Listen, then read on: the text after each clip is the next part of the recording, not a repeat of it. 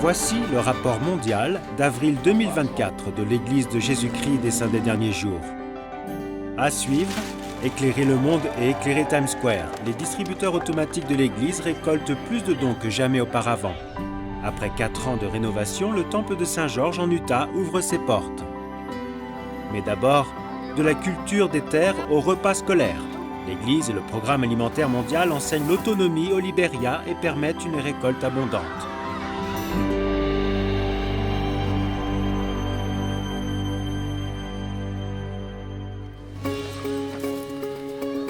Grâce à une collaboration inspirée entre le Programme alimentaire mondial, l'Église de Jésus-Christ des Saints des Derniers Jours et le gouvernement libérien, des vies sont améliorées dans ce pays d'Afrique de l'Ouest.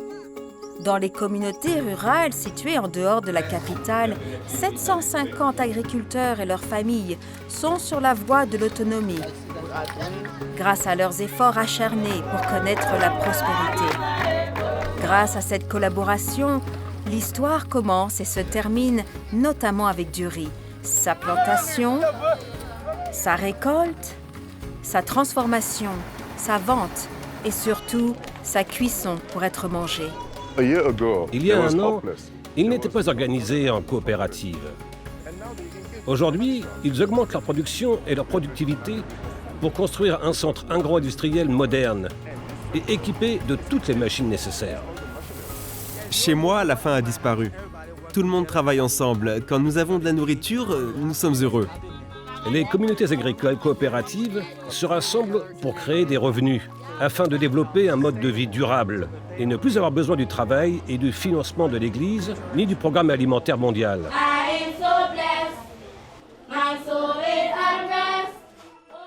L'aboutissement de ces efforts est illustré par le programme de restauration scolaire locale.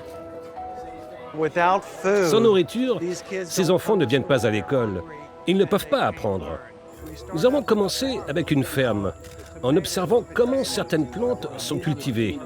Ces aliments sont ensuite amenés ici pour préparer des repas scolaires nourrissants. C'était incroyable de voir le visage de ces enfants quand nous leur avons apporté un repas. Merci.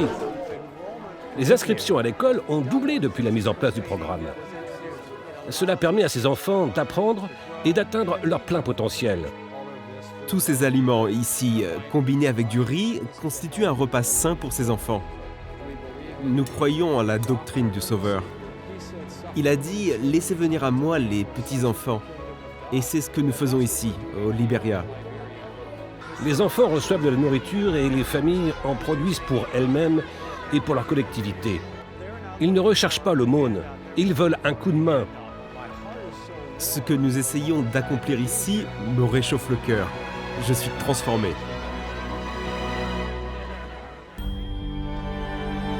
Pour le 10e anniversaire de sa collaboration avec le Programme alimentaire mondial des Nations Unies et la branche américaine du programme, l'Église a organisé un projet de service au magasin central de l'évêque à Salt Lake City en février. Les dirigeants des organisations se sont joints à plus de 200 jeunes adultes locaux pour préparer plus de 4300 boîtes alimentaires. Si demain je pouvais me rendre au sommet d'une montagne pour proclamer tout le bien que fait l'Église de Jésus-Christ des Saints des Derniers Jours, je le ferais. C'est ce que fait la religion organisée. Elle nous donne l'occasion de faire le bien à grande échelle en collaboration avec d'autres personnes. Ainsi, lorsqu'on a le désir et l'occasion de participer à quelque chose de bien plus grand que soi, l'impact est décuplé. Les membres de la présidence générale de la Société de secours ainsi que Jeffrey Holland et Ulysse Suarez du Collège des 12 apôtres se sont joints aux bénévoles. Nous sommes honorés de vous avoir ici avec nous et nous sommes fiers des jeunes adultes. Dans le cadre du projet de service anniversaire, une contribution conjointe de 4,3 millions de dollars a été annoncée pour construire un centre logistique à la Barbade, le premier du genre dans une région habituée aux ouragans et aux inondations. Dans ses efforts pour prendre soin des nécessiteux, comme l'a fait Jésus-Christ, l'Église a publié son rapport annuel pour 2023. Au cours de l'année, plus de 1,36 milliard de dollars ont été alloués à plus de 4000 projets dans 191 pays et territoires. 6,2 millions d'heures de bénévolat ont été effectuées. Le 5 mars, la gestion et la propriété du temple de Kirtland, de plusieurs bâtiments historiques à Nauvoo ainsi que de divers manuscrits et objets anciens ont officiellement été transférés de la communauté du Christ à l'Église de Jésus-Christ des Saints des Derniers Jours. Au-delà de la valeur historique importante de ces propriétés, ces objets et ces documents, ils ont une grande importance spirituelle.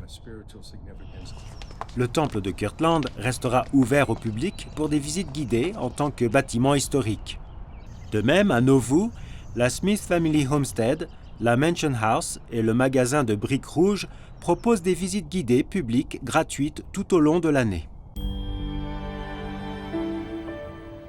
C'est avec une grande tristesse que l'Église a annoncé le décès de M. Russell Ballard, président suppléant du Collège des 12 apôtres, le dimanche 12 novembre 2023, à l'âge de 95 ans. Melvin Russell Ballard est né à Salt Lake City, en Utah, le 8 octobre 1928. Il est le fils de Melvin Hare et de Geraldine Smith Ballard. Il a étudié à l'université d'Utah, où il a rencontré Barbara Bowen. Ils se sont mariés au temple de Salt Lake City en 1951. Ils ont 7 enfants et beaucoup de petits-enfants et arrière-petits-enfants. Il a été appelé autorité générale en 1976. Animé d'un amour indéfectible pour l'Évangile et d'une profonde affection pour son prochain, son ministère en tant qu'apôtre a été une source de bénédiction pour d'innombrables personnes à travers le monde. Je témoigne que le Rédempteur ressuscité de l'humanité nous aime tous et qu'il a promis que si nous le suivons, il nous reconduira en sécurité en la présence de notre Père céleste. Suite au décès de frère Ballard, Patrick Kiron a été appelé en qualité de nouveau membre du Collège des 12 apôtres. L'esprit de fraternité que j'ai ressenti dans le collège a été une bénédiction remarquable. Suite au décès de frère Ballard, Jeffrey R. Holland a été appelé en tant que nouveau président suppléant du Collège des 12 apôtres et a été mis à part par le président de l'Église, Russell M. Nelson, le 15 novembre. À suivre, unir le monde par la musique. Après 50 ans, l'Église se prépare à publier un nouveau recueil de cantiques avec de nouvelles musiques récemment écrites provenant du monde entier et des cantiques appréciés des membres. C'est formidable d'être unis par ces cantiques.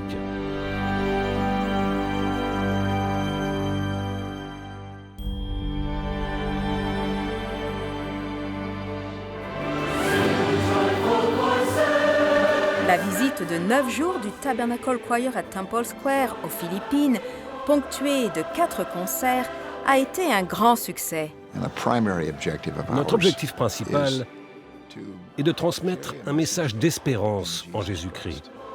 Dans le cadre de sa tournée mondiale, Hope, la visite du chœur aux Philippines, a captivé à la fois l'attention et l'esprit de la nation insulaire. Quand Jésus a ouvert les yeux, il a souri. 97% de la population aux États-Unis est chrétienne et est disposée à parler du Christ. Dans le cadre de sa tournée mondiale, le chœur s'est rendu aux Philippines pour la première fois en 177 ans. Il a été honoré par le Sénat des Philippines, étant le premier chœur en dehors d'Asie à s'y produire.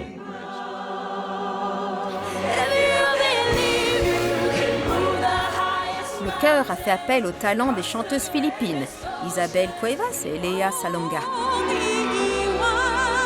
et a chanté une partie du concert dans la langue du pays, le tagalog.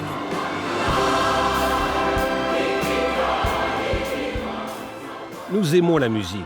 Le Tabernacle Choir exprime ce genre d'espérance et ses membres sont des ambassadeurs de bonne volonté. La prochaine étape de la tournée mondiale du chœur les ramènera aux États-Unis pour des concerts en Floride et en Géorgie début septembre. Oh, who was John?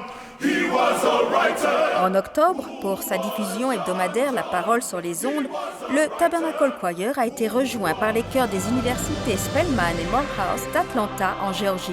Nous avons été accueillis avec beaucoup de joie, d'amour et d'enthousiasme.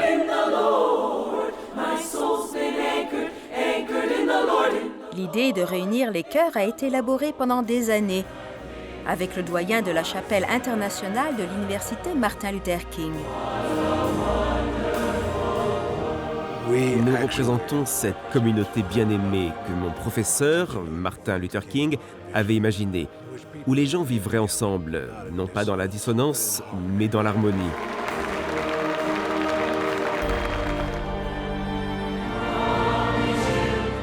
Il est rare de voir paraître un nouveau recueil de cantiques.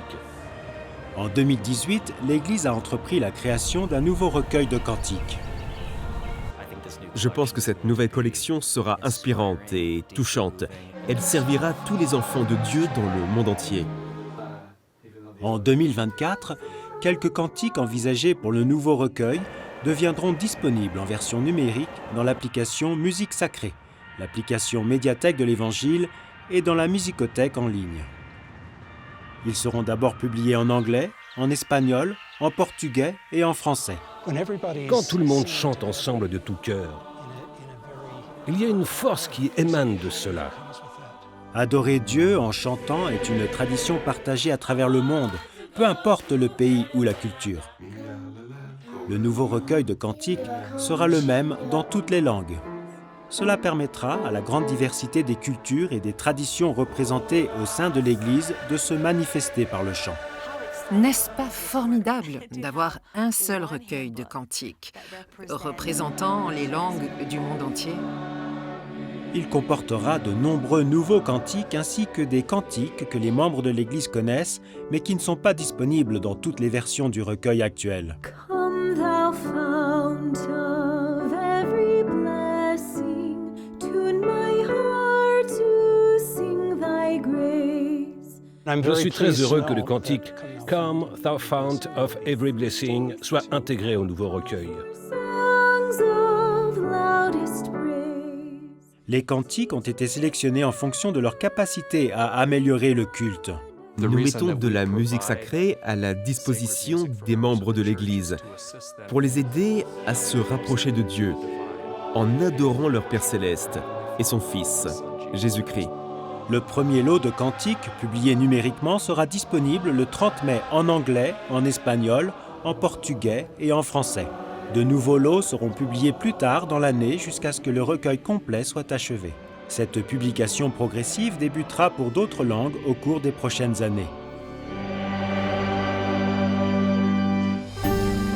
Rencontrer des dirigeants gouvernementaux, renforcer les partenariats et fournir de l'eau potable, des soins et une nourriture spirituelle. Les dirigeants de l'Église apportent l'aide de l'Évangile dans le monde entier. À notre retour.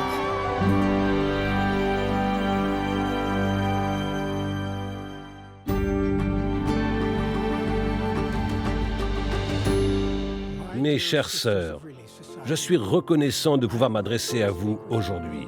Pour marquer le 182e anniversaire de la création de la Société de secours, le dimanche 17 mars, Russell M. Nelson s'est adressé aux femmes de l'Église lors d'une réunion spirituelle mondiale de la Société de secours.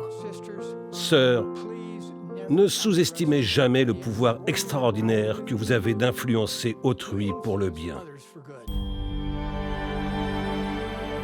Lors d'une récente visite à Washington, D.C., Dieter Uchtdorf du Collège des 12 Apôtres a rencontré des ambassadeurs et des représentants de 9 pays, ainsi que des sénateurs des États-Unis.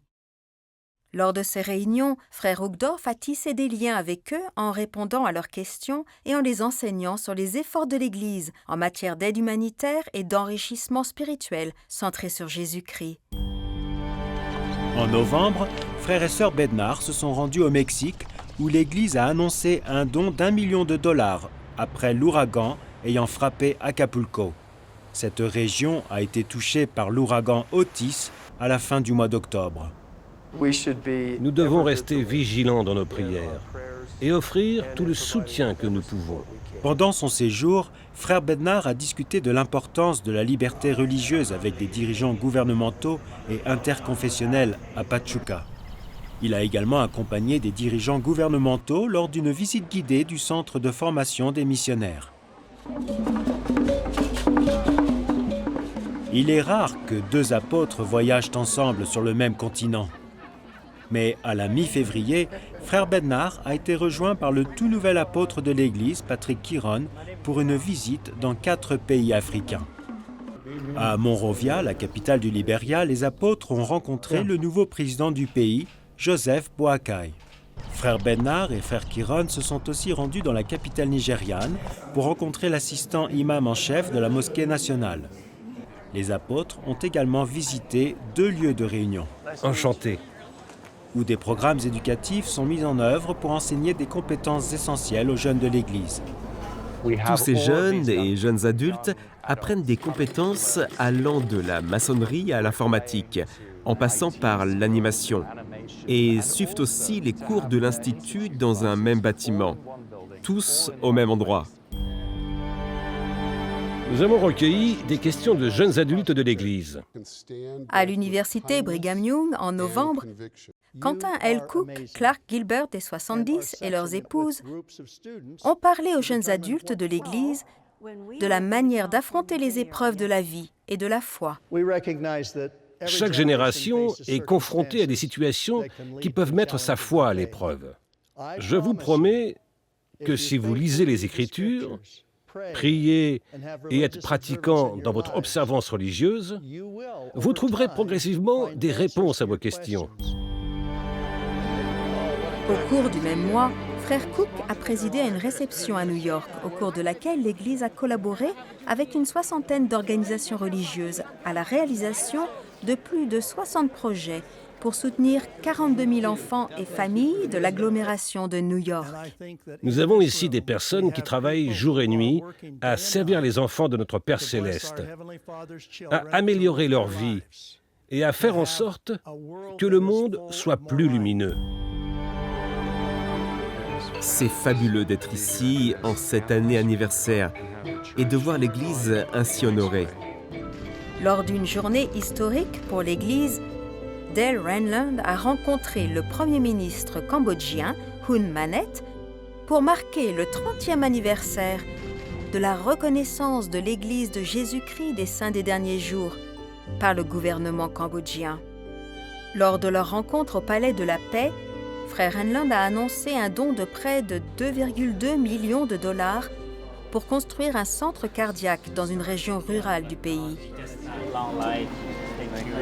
Frère Renlund a également visité un hôpital de Phnom Penh, où des équipements médicaux fournis par le bras humanitaire de l'Église sauvent des vies. Il y a eu une explosion. De nombreux patients sont venus ici et grâce aux équipements donnés, ils ont pu être évalués et traités. Frères et sœurs Renlund ont aussi rendu visite aux membres C'est un bonheur de faire construire ce temple ici. et visité le temple de Phnom Penh, actuellement en construction.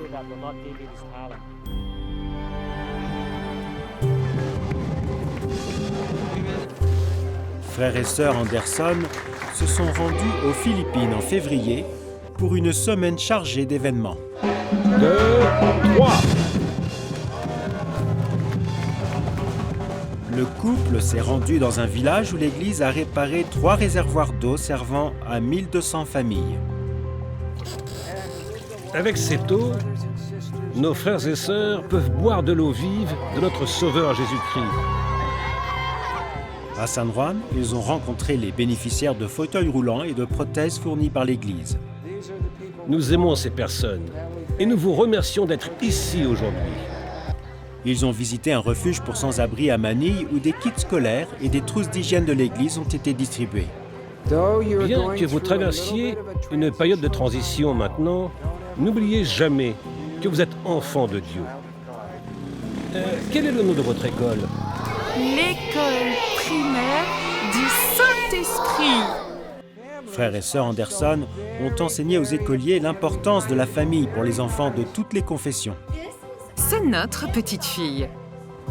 Ils ont visité le CFM de Manille, enseigner qui il est et ce qu'il offre. Ils ont servi les membres Pouvez-vous donner une bénédiction à notre fils? Avec plaisir. et ils ont emmené un groupe de jeunes visiter le temple d'Alabang en cours de construction. Tout ici témoigne de la puissance et de la réalité du Seigneur Jésus-Christ. Même si le temple n'est pas encore achevé, je peux ressentir sa présence.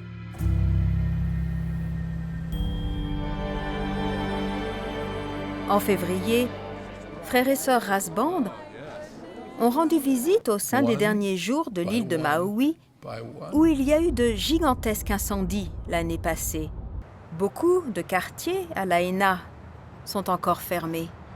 Ces merveilleux saints des derniers jours vivent les deux grands commandements. Durant mon séjour avec eux ici, j'ai pu voir qu'ils aiment Dieu, Jésus-Christ et leurs semblables. En octobre, frère Rasband s'est rendu au Vietnam. Il y a discuté de l'importance de la liberté religieuse avec des dirigeants gouvernementaux, y compris le vice-premier ministre, et a rendu visite aux membres et aux missionnaires. En février, Gary Stevenson et son épouse Lisa ont rendu visite au sein des derniers jours et aux missionnaires dans plusieurs pays d'Afrique. C'est impressionnant. En Tanzanie, les dirigeants de l'Église se sont arrêtés dans un hôpital où les dons de l'Église permettent d'aider les femmes et les enfants. Tout ceci est destiné aux femmes enceintes et aux nouveau-nés. Combien d'enfants avez-vous?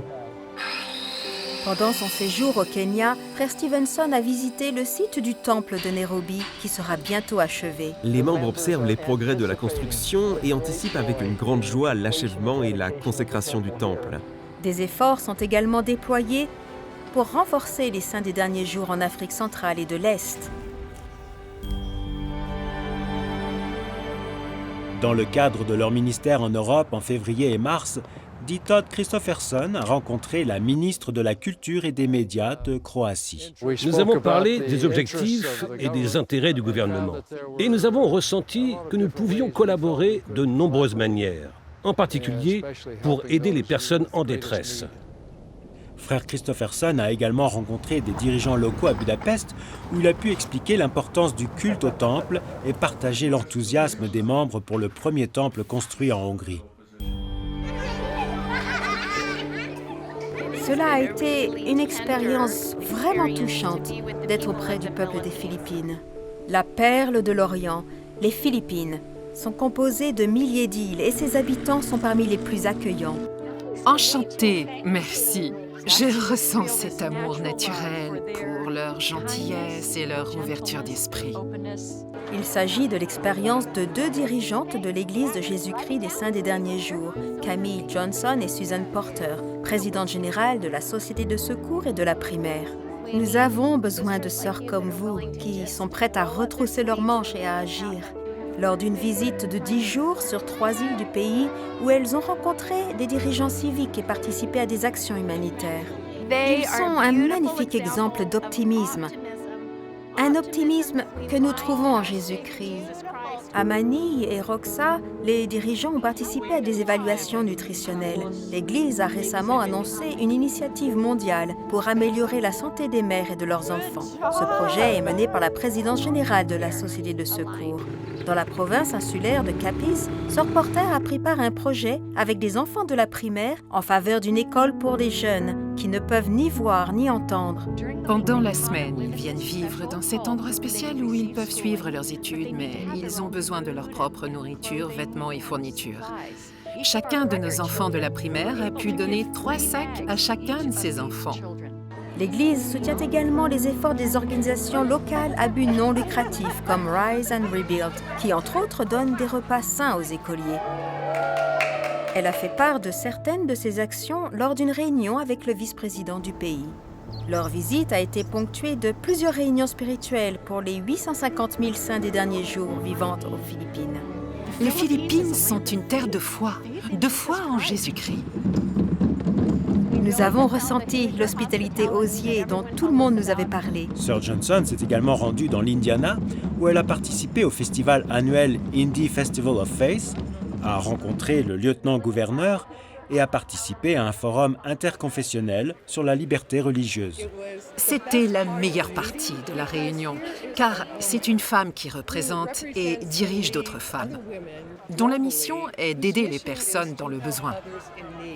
En décembre, elle s'est rendue en Corée du Sud, au Japon et en Mongolie, où elle a exercé un ministère auprès des membres, participé à la première conférence des femmes sud-coréennes et rencontré le vice-président du Parlement mongol. En mars, au Parlement européen à Bruxelles, Sir Johnson a pris la parole lors d'une table ronde à l'occasion de la Journée internationale des femmes, où elle a souligné l'importance de soutenir les droits des femmes et la liberté religieuse. À suivre, les distributeurs de dons de l'Église illuminent Times Square lorsque la campagne de dons record Éclairer le monde est lancée à New York. Et, en cas de catastrophe, ils sont prêts. Les bénévoles de l'Église en Floride passent à l'action après l'ouragan Adelia.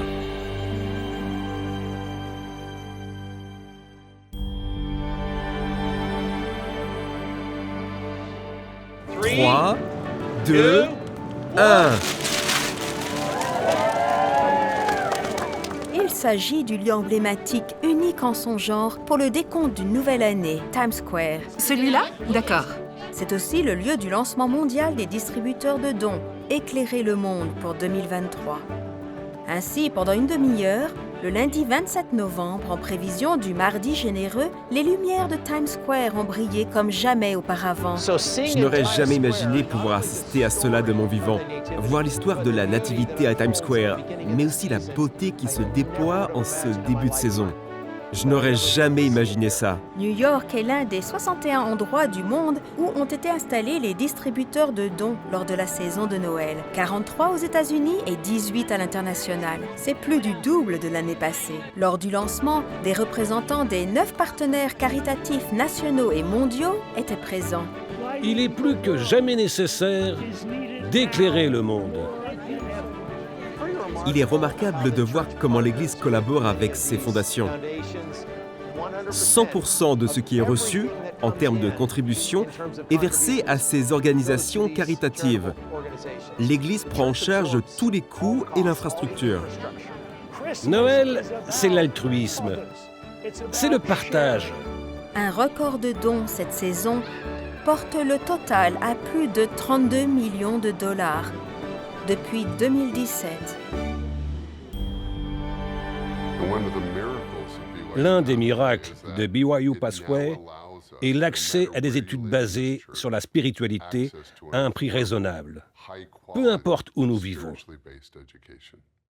BYU Pathway Worldwide, un programme d'enseignement supérieur en ligne, propose désormais un diplôme de licence en 3 ans et dessert plus de 65 000 étudiants dans 180 pays du monde. L'objectif de BYU Pathway Worldwide est de former des disciples de Jésus-Christ qui sont des dirigeants dans leur foyer, dans l'Église et dans leur collectivité. Les étudiants deviennent spirituellement et temporellement autonomes grâce à des certificats et des diplômes basés sur la spiritualité et menant à un emploi. Aux Philippines, Brett Ranyo Lasai voulait en savoir plus sur ses ancêtres. Il s'est inscrit à un cours sur l'histoire familiale grâce à BYU Pathway et dirige maintenant son entreprise en tant que généalogiste médico-légal. J'ai pu devenir autonome, j'ai pu subvenir aux besoins de ma famille et ensuite aider d'autres personnes. Au Mexique, BYU Pathway a changé la perspective de Roberto Castillo. On n'en apprend jamais assez. Nous sommes les fils et les filles d'un Père céleste, et il y a beaucoup de choses que nous devons apprendre. Aux États-Unis, Juliette et son mari prévoyaient de s'inscrire ensemble à BYU Pathway. Lorsque son mari est décédé, elle a décidé de poursuivre son diplôme. Les choses que j'ai apprises en cours m'ont beaucoup aidé à faire face à mon propre chagrin, mais aussi à aider mes 3 garçons à surmonter le leur. Juliette reconnaît le bénéfice d'études combinant apprentissage académique et apprentissage spirituel. Je savais comment étudier à la manière du monde, mais quand je me suis inscrite à BYU Pathway, j'ai appris comment étudier à la manière du Seigneur. En 2018, Roland Epais est devenu le premier étudiant de BYU Pathway au Libéria, un pays ouest-africain sous-développé. Il est trop coûteux d'aller à l'université ici au Libéria, surtout quand on a une famille. BYU Pathway offre beaucoup pour un prix très raisonnable. Au Cambodge, les cours de religion de BYU Pathway ont renforcé la relation de Limor Cham avec Dieu. Cela m'a vraiment aidé à savoir qui nous sommes et ce que Dieu veut que nous devenions. Partout dans le monde, BYU Pathway fait changer les choses. L'un de ses principes fondamentaux est d'impliquer le Seigneur dans notre apprentissage. Quand nous le faisons, des portes s'ouvrent. Ligne d'assistance pour le nettoyage d'urgence? Les membres de l'Église de Jésus-Christ des Saints des Derniers Jours se préparent depuis longtemps pour l'ouragan Adalia. Toute l'année, nous formons les pieux à diriger des centres de gestion. Nous les formons pour se préparer aux tempêtes. Une fois que l'ouragan s'est calmé, ils étaient prêts. Plus de 1000 bénévoles de l'Église sont venus aider les résidents touchés par la tempête de catégorie 3. L'eau a envahi la maison et a tout détruit à l'intérieur. Le groupe a retiré les meubles gorgés d'eau, nettoyé la boue et les débris et abattu un arbre qui était tombé sur le toit. Hier, nous ne savions pas comment nous allions faire cela par nous-mêmes. C'est une immense bénédiction. À Fanning Springs, Jimmy Perryman et un groupe de missionnaires ont travaillé ensemble pour enlever cet arbre, empêchant une famille de quitter sa propriété. C'est en aidant les gens qu'on leur montre qu'on les aime. J'aime rendre service de cette manière. C'est pour Jésus-Christ et pour notre prochain, les 2 grands commandements. À suivre, les consécrations, les ouvertures de chantiers et les rénovations de temples dans le monde entier. Un aperçu de l'intérieur du temple historique de Saint-Georges, récemment rénové. C'est la maison du Seigneur, et dans le temple, nous pouvons ressentir sa présence.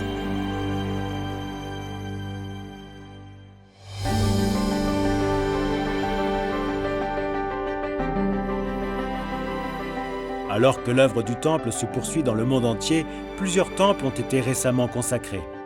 2 temples ont notamment été consacrés le 8 décembre aux États-Unis. Dans le sud des États-Unis, Dieter Uchtdorf du Collège des 12 Apôtres a consacré le temple de McAllen au Texas. Situé à seulement quelques kilomètres de la frontière entre les États-Unis et le Mexique, ce temple desservira Rio Grande Valley, Corpus Christi et Laredo.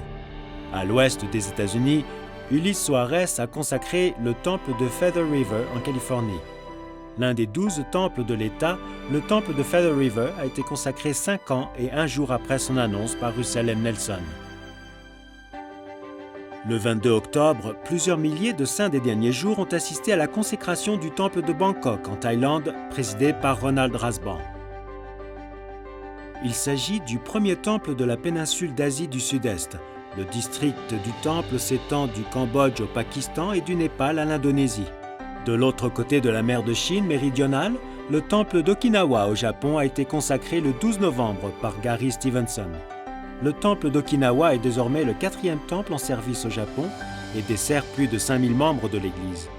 Le 14 janvier, Todd Christopherson du Collège des 12 a consacré le temple de Los Olivos à Lima, au Pérou. Situé sur un terrain de 2,5 hectares dans la partie nord de la capitale, le temple de Los Olivos est le 2e temple de Lima et le 4e temple en service au Pérou où résident plus de 600 000 membres. Une semaine plus tard, frère Christopherson a consacré le temple d'Orem en Utah. Situé entre les montagnes Wasatch et le lac d'Utah, le temple d'Orem est érigé sur un site initialement colonisé par des convertis norvégiens émigrés en 1864. Le 24 mars, Henry Eyring de la première présidence a consacré le temple de Red Cliff en Utah. Annoncé en 2018, le temple de Red Cliff est le 2e dans la ville de Saint-Georges, après le temple historique de Saint-Georges récemment rénové. Depuis le mois d'octobre, les chantiers ont commencé pour les temples de Modesto en Californie, Fort Worth au Texas, Kaohsiung à Taïwan, Knoxville dans le Tennessee et San Luis Potosí au Mexique.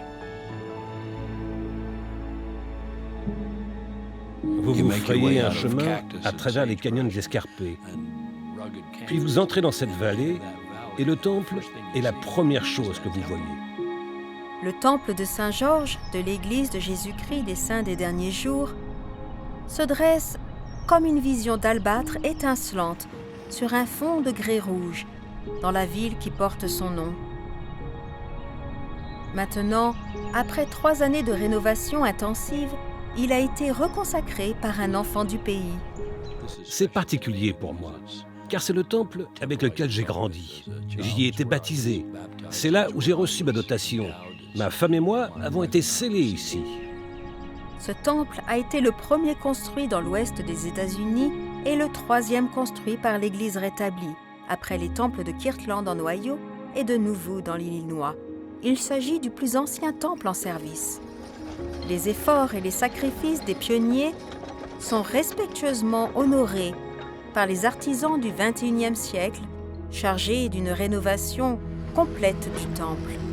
L'aile ouest. Notre version est légèrement plus grande, ce qui permet d'avoir 2 ascenseurs complets et un grand escalier principal, améliorant l'accessibilité des usagers. L'aile nord, comportant désormais une place et une fontaine à la nouvelle entrée, renforce les fondations de la structure d'origine pour des services publics améliorés. Cela inclut un système de climatisation plus efficace. Le 4e étage, qui s'affaissait, a été renforcé et est maintenant entièrement fonctionnel. L'aménagement intérieur reste le même. Il aurait été parfaitement adapté dans les années 1870 et 1880.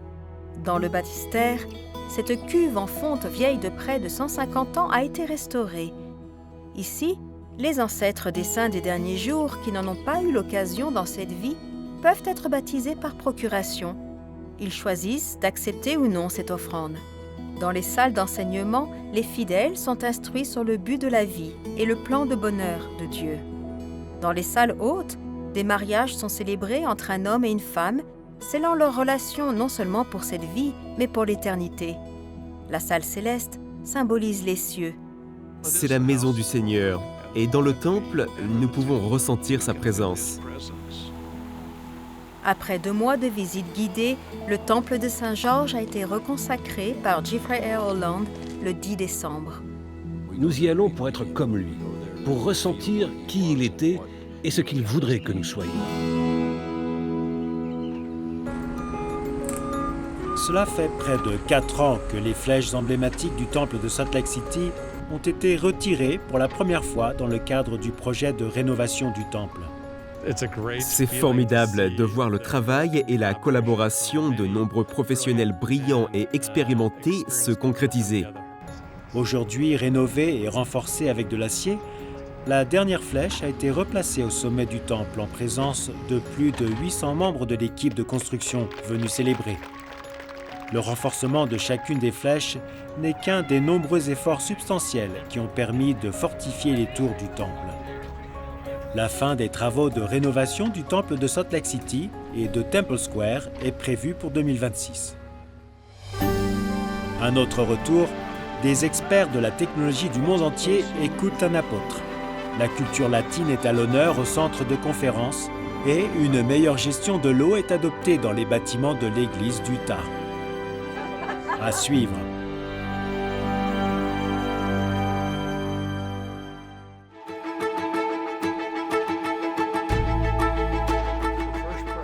La première présidence a commandé une nouvelle biographie du prophète fondateur de l'Église.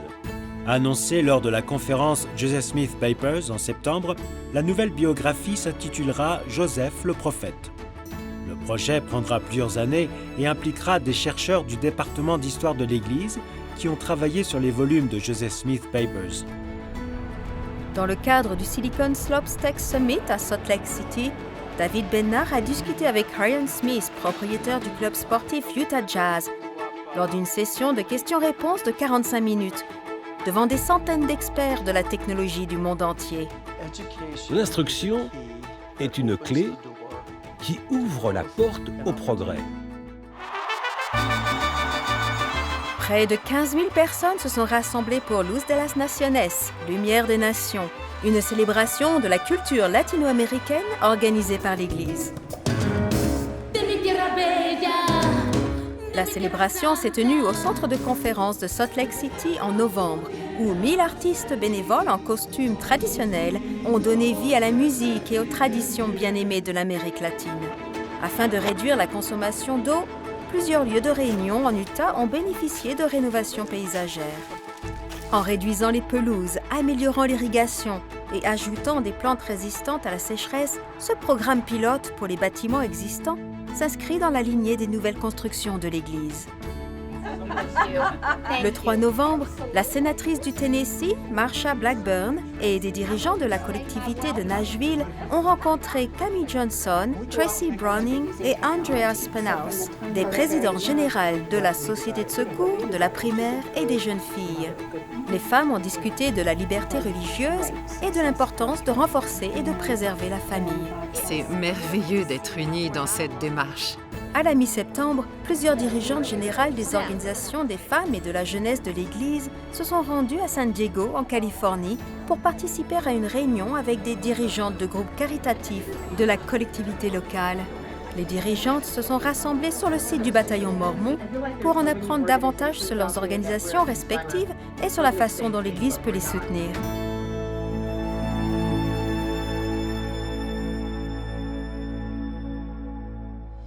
Un, deux, trois.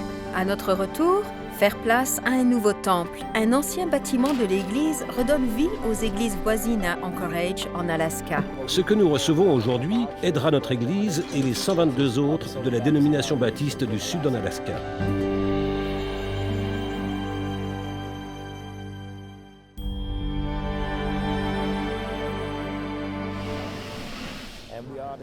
Nous sommes le dernier rempart. Et nous nous entraînons. 1, 2, 3. La chapelle de Brighton de l'Église de Jésus-Christ des Saints des Derniers Jours à Anchorage, en Alaska, a profité à la collectivité pendant 50 ans. Habituellement, je répare. Je ne démonte pas. Ce bâtiment est en train d'être démoli pour faire place à la construction d'un nouveau temple annoncé en janvier 2023. Au lieu d'envoyer les matériaux de construction à une décharge, des plans ont été faits pour permettre aux organisations communautaires de tout l'État de venir prendre ce dont elles ont besoin. Tout au long de ce processus, j'ai simplement ressenti que c'est ce que le Seigneur veut que nous fassions, qu'il est satisfait et qu'il nous aidera même si nous ne savons pas exactement comment faire. La première église méthodiste unie ouvre une maternelle. Comme la plupart des villes, Anchorage manque cruellement de garderies agréées et nous espérons donc combler une partie de ce besoin. L'Institut des enfants d'Alaska pour les arts du spectacle à Kenai est en reconstruction suite à un incendie. Ces matériaux sont une bénédiction. Ils donnent vie à de nombreux autres projets à travers l'État, tout comme le nôtre. Aujourd'hui, nous avons collecté 18 portes, tout un tas de pièces de finition, une rampe d'accès pour les personnes handicapées et les rideaux qui seront installés sur notre scène.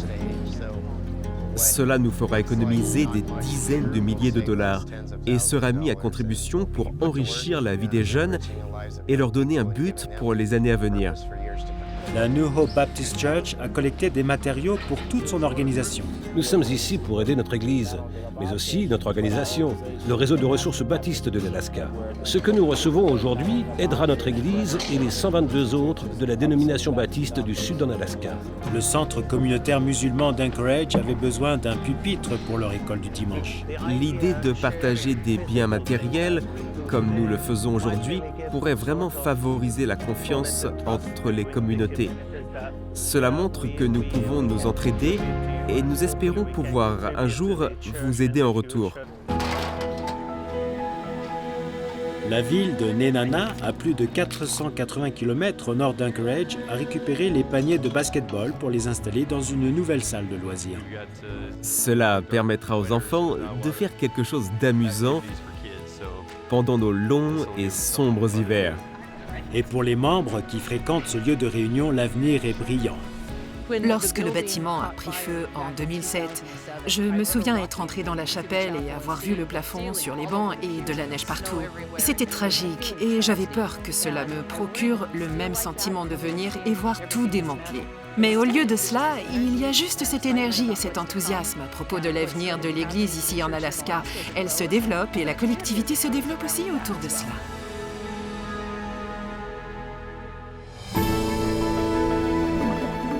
C'était le rapport mondial d'avril 2024 de l'Église de Jésus-Christ des Saints des Derniers Jours. Regardez le rapport mondial en ligne sur newsroom.churchofjesuschrist.org. Pour regarder les versions complètes de ces histoires, allez sur la chaîne YouTube de Church Newsroom.